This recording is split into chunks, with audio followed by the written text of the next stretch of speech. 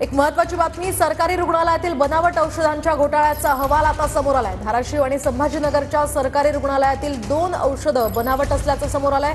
अन्न आणि औषध प्रशासनाच्या अहवालामध्ये ही धक्कादायक माहिती उघड झाली आहे। धाराशिवच्या सरकारी रुग्णालयात मॉक्समॅड 250 हे अँटीबायोटिक बनावट असल्याची माहिती सध्या समोर येते।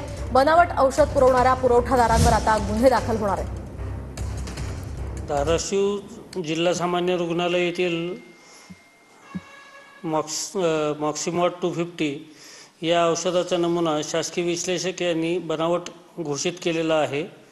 त्याच्यानंतर छत्रपती संभाजीनगर येथील घाटी रुग्णालयातून घेतलेला नमुना क्युरेक्झिम 200 हा देखील बनावट घोषित झालेला आहे। या दोन्ही औषधाबाबत पुढील तपास सुरू असून शिल्लक असलेला जो साठा आहे तो जप्त करण्याची कारवाई घेऊन त्याच्यानंतर FIR दाखल करण्यात येत आहे।